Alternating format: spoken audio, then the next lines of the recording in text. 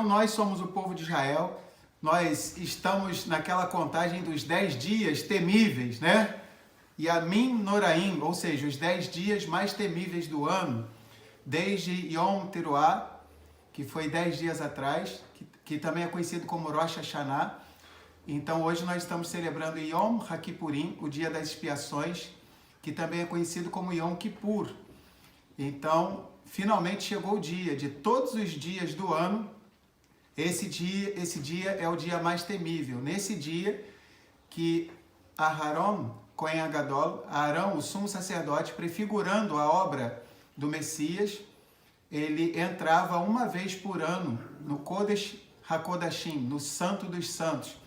E nesse dia prescreve a Torá, em Vaikra, capítulo 16, em Levítico, capítulo 16, que Yahuwá perdoava todos os delitos, as iniquidades, todos os pecados do nosso povo de Israel. E esse é o dia mais temível do ano.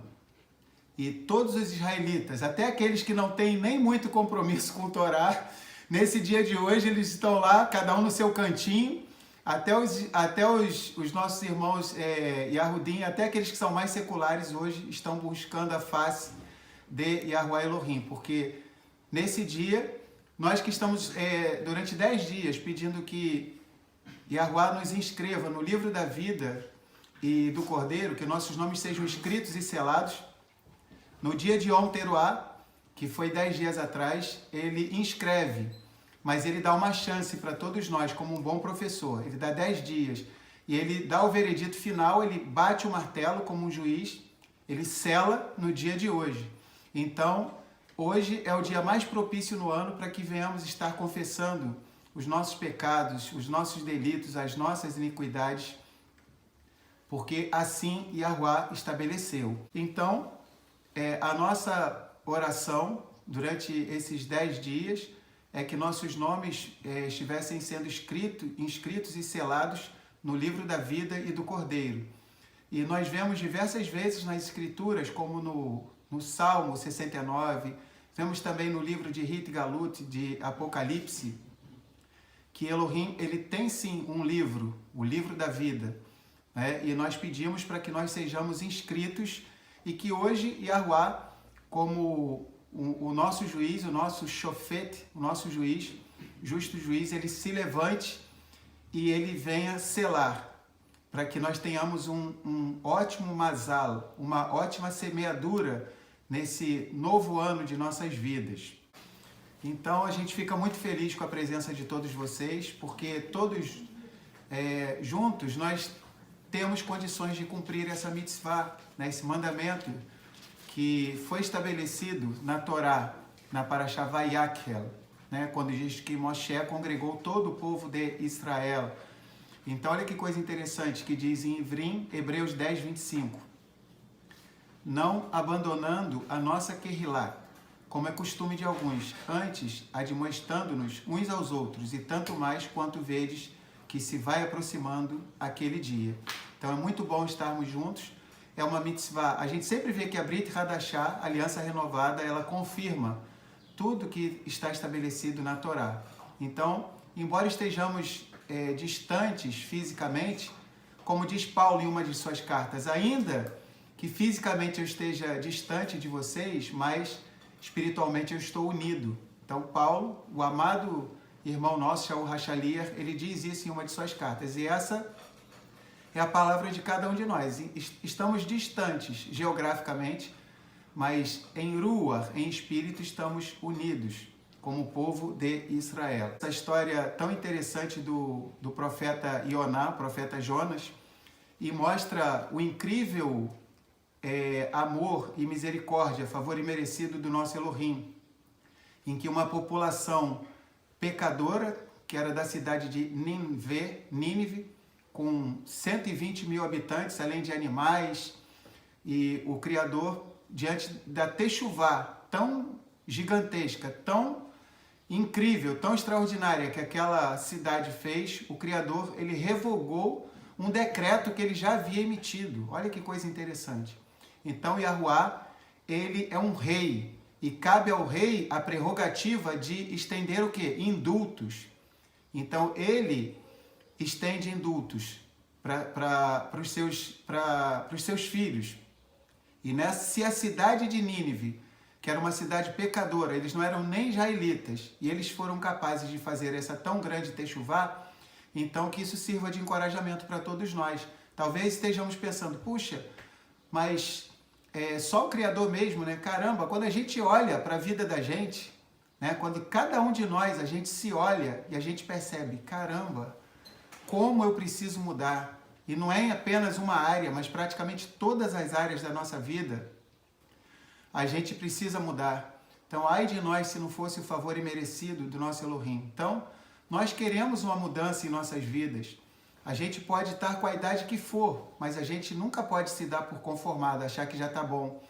A gente sempre tem que colocar as nossas vidas diante do Criador e implorar o favor e a misericórdia dele. E hoje é o dia propício para que tudo aquilo de errado que a gente fez, escolhas ruins, atitudes ruins que tenhamos escolhido, que o Criador se levante como não apenas um juiz, mas como um rei e nos conceda o seu indulto, que ele estenda o seu cetro de misericórdia na direção de cada um de nós e esteja nos perdoando, e não somente nos perdoando, mas nos livrando de toda e qualquer consequência ruim, oriundo das nossas atitudes, que ele venha estar recalculando, né, que o algoritmo dele, o algoritmo dos céus seja recalculado ao nosso favor.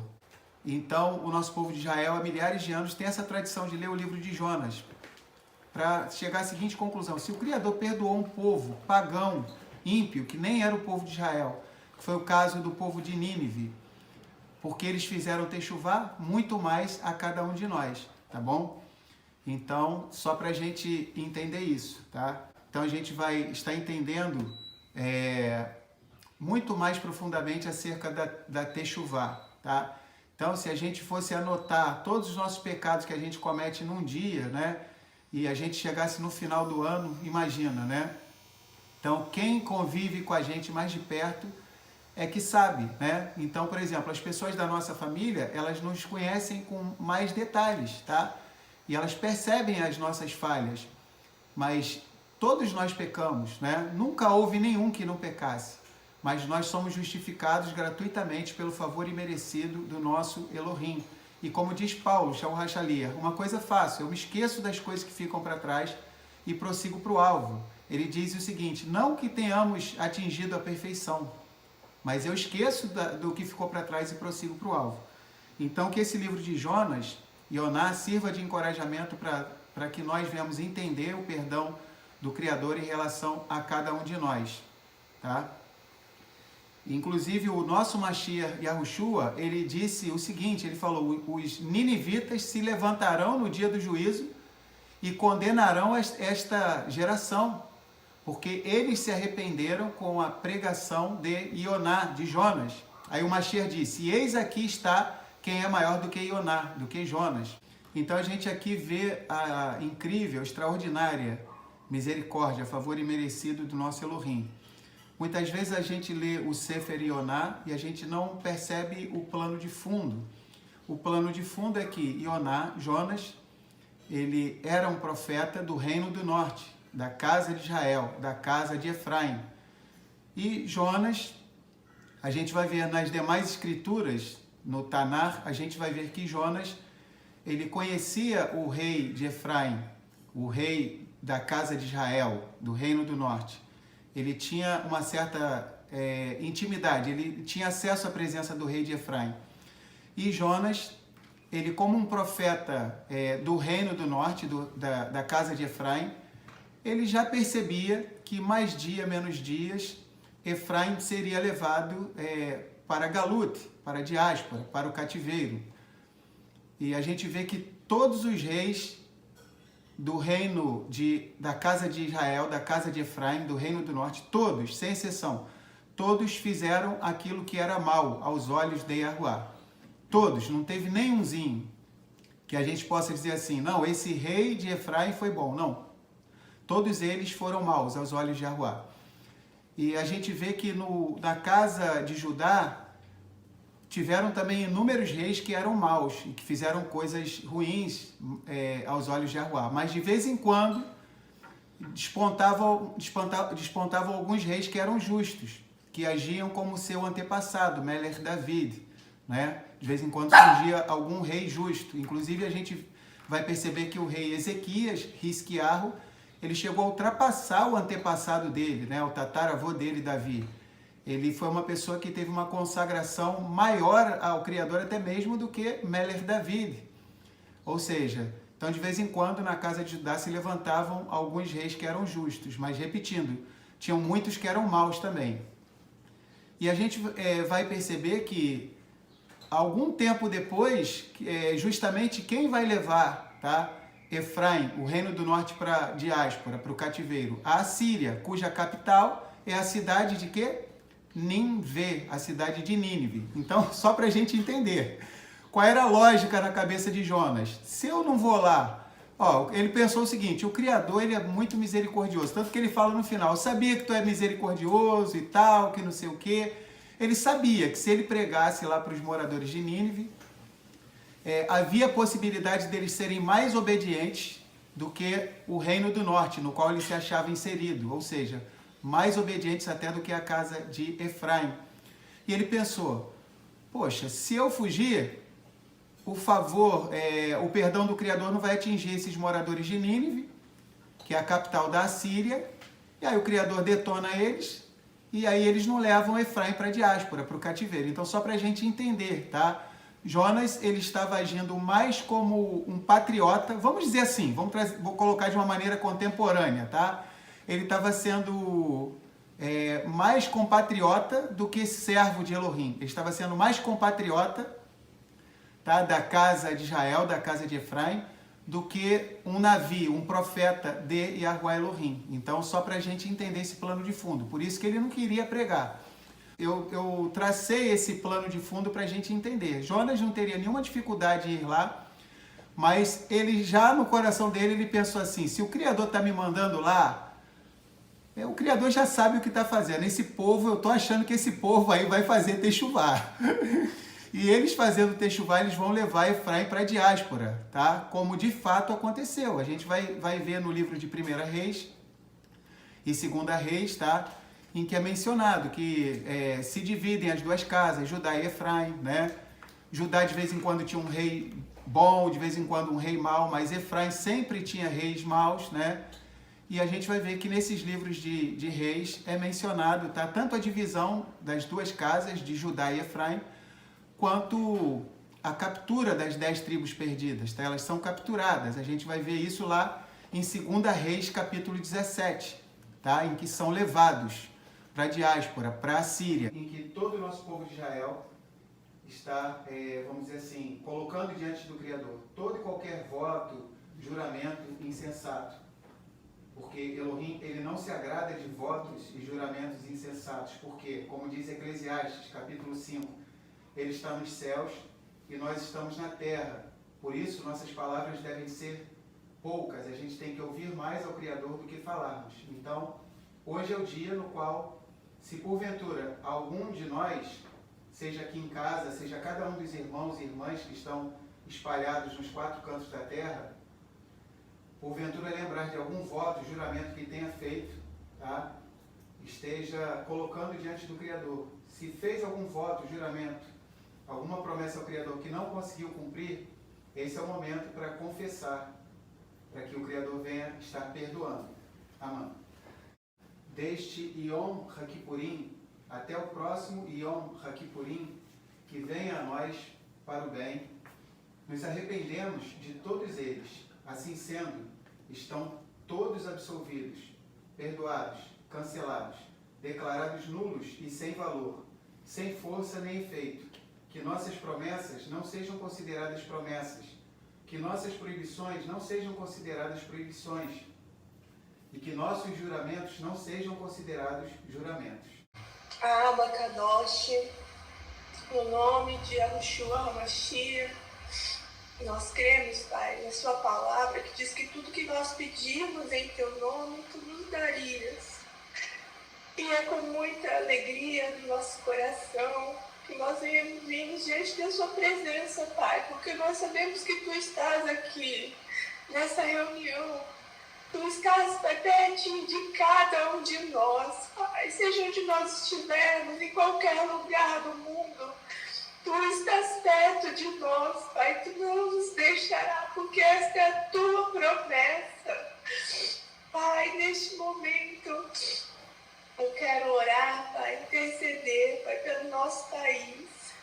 Quero interceder aqui, Pai, por todas as prefeituras de todas as cidades do Brasil. Tu estás, Pai, olhando para cada cidade neste momento, Pai, com salvar. E neste momento, Pai, eu peço perdão pelos pecados do nosso povo, Pai, do nosso povo do Brasil aqui, meu Pai. Peço perdão pelos pecados cometidos, Pai, de feitiçaria, pecados, Pai, de abominações, Pai, diante da Sua presença, porque Tu estás em todos os lugares. Peço perdão pelos pecados, Pai, de prostituição, Pai. Peço perdão pelos pecados que ferem o corpo, Pai. Os pecados, Pai, de vícios, de drogas, meu Pai. Peço perdão no nome de Yeshua HaMashiach. E arrependo, Pai, desses pecados, Pai, porque estou aqui nessas cidades, meu Pai. Estou aqui, Pai, junto com este povo, meu Pai. Peço perdão pelas palavras malditas. Peço perdão a Ti, meu Pai. Peço perdão, meu Pai, pelos pensamentos maus, pela maquinação para o mal, pelos roubos, Pai, pelos homicídios, pelos suicídios. Pedimos perdão. Perdão, Pai, nos perdoe. Que a Tua graça, que o Teu perdão alcance a todos neste momento, Pai. Porque nós estamos diante da Tua presença humilhados. Humilhados diante de Ti, clamando, Pai, pela Tua salvação, pelo nosso país. Pai Santo, pedimos-Te perdão, Pai, também. E oramos, Pai, pelos prefeitos da cidade. Pedimos perdão, Pai, pelos pecados de corrupção que tem sido, Pai, nos últimos anos, um câncer no nosso país. Tu tens permitido que nós viéssemos nos recuperar nesses últimos 4 anos. E pedimos, Pai, venha dar aos prefeitos de todas as cidades temor de Ti, Pai. Temor de Ti, obediência à Tua palavra, que eles cheguem ao pleno conhecimento de quem Tu és, meu Pai. Que eles cheguem ao pleno conhecimento de quem é Yeshua HaMashiach. Pai, oramos também por todas as autoridades, meu Pai, não somente os prefeitos, mas a todos os policiais, Pai, a todos os governadores, a todos os senadores. E pedimos-Te perdão, Pai, por todos os pecados dessas pessoas. Oramos também pelos juízes, Pai, de primeira, segunda, terceira instância. Pedimos, Pai, que o temor esteja no coração deles, Pai. Que haja temor, Pai, de Ti. Que eles sintam o Teu olhar sobre eles, meu Pai. Que eles não venham cometer injustiça. Tu sabes o que está acontecendo no Brasil, na Suprema Corte aqui do nosso país, meu Pai. E nada do que está acontecendo passa despercebido aos Teus olhos. Porque Tu vês todas as coisas, meu Pai. Tu sabes o que está acontecendo, as injustiças que foram feitas. E eu peço perdão neste momento, Pai. Humilhados diante da Tua presença, pedimos-Te perdão.